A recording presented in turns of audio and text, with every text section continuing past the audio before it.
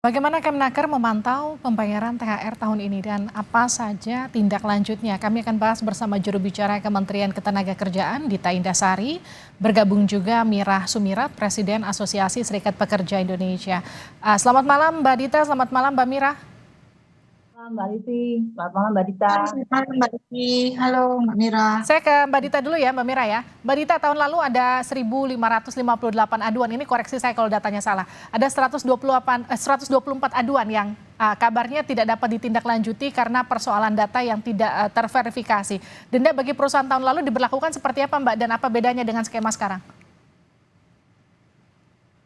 Iya, jadi yang tidak ini saya klasifikasi pengaduan untuk tahun 2023 yang masuk ke posko THR kami itu ada 3 kategori. Satu, THR tidak dibayar, jadi memang perusahaan tidak bisa atau tidak mau membayar THR, atau ada THR yang dibayar tapi tidak sesuai dengan ketentuan, itu karena jumlahnya yang kurang atau waktunya yang tidak cocok, tidak sesuai dengan aturan, tidak H-7, atau ada juga yang kategori terlambat dibayar, yang ini bisa kita kenakan denda 5%. Nah, itu kategori pengaduan yang masuk ke kami. Tapi ada juga kategori konsultasi. Jadi pekerja datang untuk berkonsultasi kepada kita. Nah, dari pengaduan dan konsultasi itu ada yang memang tidak bisa kita tindak lanjuti karena data-data tidak lengkap. Jadi ketika pekerja mengadu, mereka tidak secara detail mengungkapkan nama perusahaan, atau kalau ada nama perusahaan tapi lokasinya di mana, nomor teleponnya mana, identitas pemiliknya siapa, atau direksinya siapa yang bisa kami hubungi, sehingga itu tidak bisa kita tindak lanjuti. Yang kedua yang juga tidak bisa kita tindak lanjuti, yang 124 itu adalah karena pengaduan itu yang diadukan adalah penyelenggara negara atau kementerian dan lembaga lain, yang memang itu bukan ranah dari SE THR tahun 2023 dan 2024. Jadi kita tidak bisa lanjuti itu karena itu ranah yang berbeda, penyelenggara negara. Dan yang terakhir juga karena yang diadukan itu adalah konsulat asing,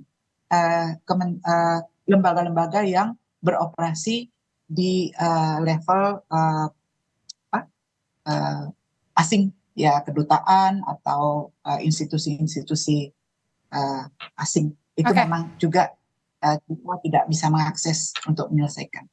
Mbak Dita, sekarang kan ada denda 5% yang berlaku kalau perusahaan mencicil atau bahkan telat tidak membayar. Telat itu artinya mendekati kurang dari 7 hari begitu ya.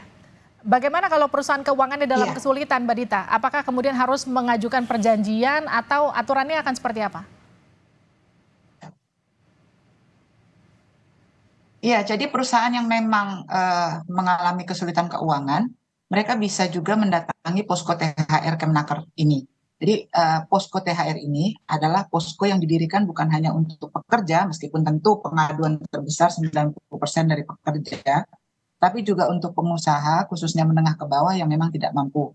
Syaratnya mereka bisa mengadukan dan menyatakan diri tidak mampu adalah yang pertama membawa bukti laporan keuangan. Jadi harus ada secara definitif laporan keuangan yang memang bisa kita verifikasi untuk ketidakmampuan itu. Yang kedua adalah membawa bukti bahwa mereka sudah berkomunikasi dengan teman-teman pekerja di perusahaannya masing-masing untuk menyampaikan situasi mereka yang sedang tidak baik-baik saja itu. Jadi Oke, kalau dua hal itu dibawa ke kami, kita verifikasi, kalau perlu kita panggil juga teman-teman pekerjanya untuk menjembatani. baik saya ke Itu boleh. baik saya ke Mbak Mira, Mbak Dita. Mbak Mira, kalau denda 5% yang diterapkan Kemnaker menurut Anda ini cukup jadi katakanlah cukup jadi ancaman bagi perusahaan untuk mematuhi ketentuan untuk memberikan THR? Ya, sebelum saya menjawab pertanyaan Mbak Livi, yang pertama memang setiap tahun kan selalu ya Kementerian Tenaga Kerja mengimbau untuk kepada seluruh perusahaan, pengusaha melakukan pembayaran THR. Sayangnya selalu ditekankan 1 minggu sebelumnya. Seharusnya kan yang paling ditekankan adalah 2 minggu sebelum perayaan keagamaan tersebut berlangsung, gitu ya. Itu yang pertama. Yang kedua, kami punya catatan-catatan Mbak Livi terkait dengan posko pengaduan terhadap THR ini. Karena beberapa anggota di Asosiasi Serikat Pekerja Indonesia atau ASPI Indonesia banyak yang belum dibayarkan ya sesuai dengan peraturan yang sudah diputuskan dalam perundang-undangan dan juga surat edaran dari Kementerian Tenaga Kerja. Salah satunya contoh adalah ini kan tadi ada 1.000 lebih ya pengaduan yang sudah diselesaikan dan ada kurang lebih seratusan yang masih belum karena konsulat asing, lembaga, kemudian alamat nggak jelas. Nah ini depan mata Kementerian Tenaga Kerja dan kami sudah mengadu sampai ke Bu Menteri juga, yaitu Rumah Sakit Haji Jakarta ini Mbak Dita. Jadi ada dia hanya bayar 25%, terus sudah ngadu dan faktanya memang belum dibayar juga sampai sekarang. Kalau kita mengandalkan denda 5%, pasti akan kita hitungkan pasti, tetapi sampai detik ini tidak ada itikat baik, padahal dari Kementerian Tenaga Kerja juga sudah melalui pengawas-pengawasnya sudah mengingatkan ya datang. Harapan saya bukan hanya denda Mbak Livi, tetapi sanksi yang betul-betul tegas gitu loh. Kalau bisa ada ya penutupan lah. Mungkin kalau penutupan pemerintah juga akan apa namanya serba salah gitu ya. Tetapi ada efek jerah lah yang maksimal gitu ketika memang para pengusaha yang nakal-nakal ini melakukan pelanggaran terhadap pembayaran THR ini. Jadi kalau dikatakan 5%, kayaknya nggak efek jerah, karena kami sudah mengalami, berdasarkan pengalaman kami, ada perusahaan yang sangat terkenal di negeri ini, gitu ya, sektor jasa makanan, punya asing gitu ya, dia tidak membayarkan tahun 2020, 2021, baru dibayarkan tahun 2022, itu pun lewat proses pengadilan. Kita sudah ngadu ke kementerian. Tapi kan nggak ngaruh juga. Lalu kemudian rumah sakit haji, kawan-kawan Serikat Pekerja Rumah Sakit Haji Jakarta, itu saya jelas ngomong kayak gini, hanya dibayarkan 25% sejak tahun 2022 yang lalu, 2023. Saya nggak tahu nih 2024 dibayar atau enggak.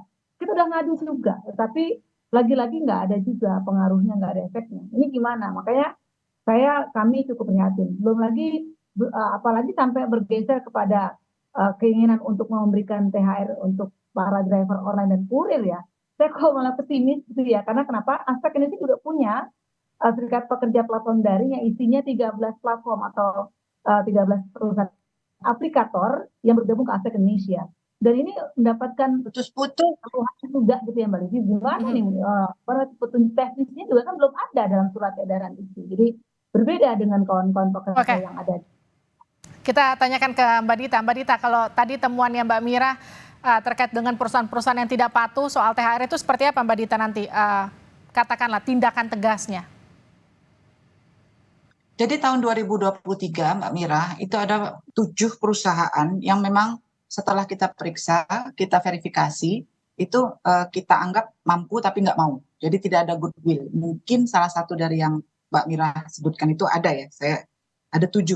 Lalu 7 perusahaan ini kita keluarkan rekomendasi ke Dinas Penanaman Modal dan PTSP daerah, karena itu ada di daerah, agar izinnya dicabut. Itu kita ajukan ini. Halo? Baik Mbak Dita, silakan dilanjut. Ya, kita ajukan ke Dinas DPM PTSP daerah untuk dicabut karena memang tidak ada goodwill. Namun sejauh ini memang ketika itu kita geser ke lembaga terkait, memang belum sejauh itu respon mereka. Mungkin ada pertimbangan lain dari Dinas Penanaman Modal ya. Lalu ada 6 perusahaan yang kita terbitkan nota pemeriksaan, itu karena memang terbukti tidak kooperatif di dalam menjalani proses bukan mediasi tapi proses klarifikasi dengan kami. Tapi sisanya itu sejauh ini memang membayarkan dengan kesepakatan bipartit di antara internal perusahaan dengan pekerja. Jadi kita pernah Mbak Mira mengajukan rekomendasi untuk dicabut. Cuma memang pertimbangan dari Dinas Penanaman Modal berbeda dengan harapan kita. Oke, Mbak Dita, kalau masih ada jumlah pekerjanya besar, baik, konsekuensi lebih besar nanti. Kalau masih ada perusahaan yang masih bandel tahun ini, posko pengaduannya kemana Mbak Dita?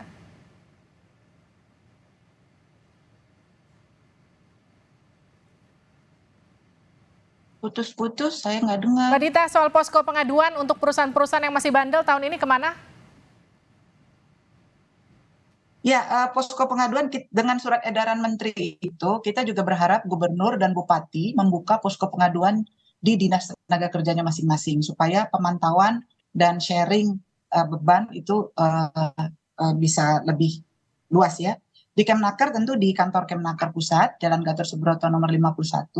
Kalau mengadu secara online atau konsultasi online itu di www.kemnaker posko THR kemnaker.go.id. Baik, Mbak Mira, ada Hari juga ini sudah ada yang konsultasi 12. sudah ada yang konsultasi, Mbak. Sudah 12. Itu terkait apa? Karena memang belum Ya, jadwalnya pembagian THR kan sekarang. kan posko.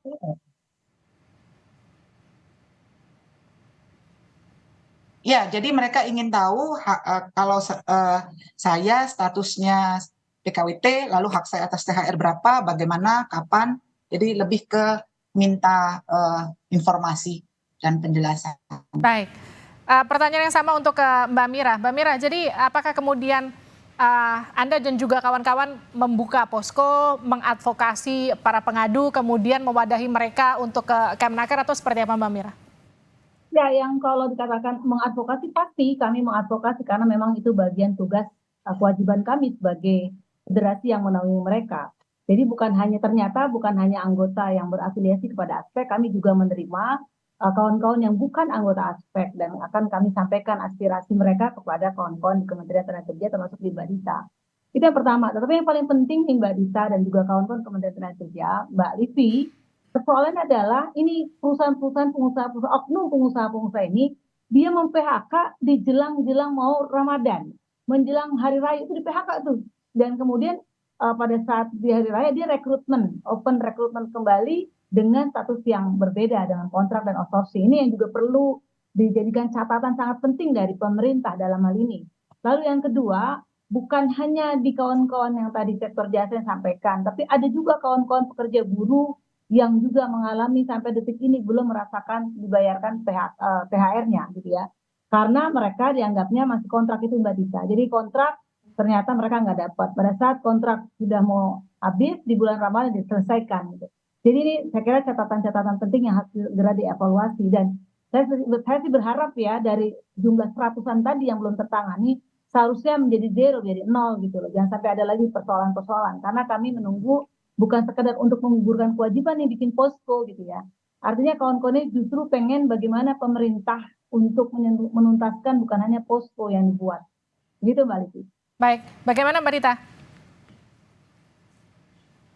Ya, terima kasih Mbak Mira, masukannya memang betul. Ini bukan sekedar menggugurkan kewajiban karena kita tahu dengan naiknya harga barang-barang ya menjelang Lebaran dan puasa ini THR itu jadi butuh sekali. Jadi sekali lagi kami minta agar kami sedang memediasi beberapa kasus nih, Mbak Mira dan Mbak Livi. Kami berusaha agar dalam proses mediasi ini, sebelum mereka ter-PHK, kalau memang sudah tidak bisa terhindarkan PHK-nya, THR-nya dibayarkan. Itu salah satu upaya kami dalam proses mediasi beberapa kasus PHK saat ini, kalau memang PHK-nya tidak terhindarkan. Yang kedua, kami minta juga teman-teman pekerja ketika melaporkan, mengadukan haknya atas THR, ini tolong yang lengkap data-datanya supaya kami bisa verifikasi dan validasi. Jadi kita pun ketika dorong dinas-dinas untuk merespon itu di tingkat daerah, itu bisa cepat. Memantaunya bahkan bisa kita datangi kalau memang secara data-data lengkap. Kemarin itu yang 124 yang tidak ditangani itu memang sebagian terbesar karena data-datanya kurang lengkap. Jadi kita tidak bisa tindak lanjut ke daerah ataupun turun langsung. Baik, terima kasih Mbak Dita, terima kasih juga Mbak Mira. Tentu harapannya semoga angka pelanggaran pembayaran THR itu menurun dibandingkan dengan tahun lalu. Dan juga nanti setiap ada masalah juga bisa ditemukan titik terang dan juga solusinya. Terima kasih telah bergabung di Sapa Indonesia Malam, sehat-sehat selalu.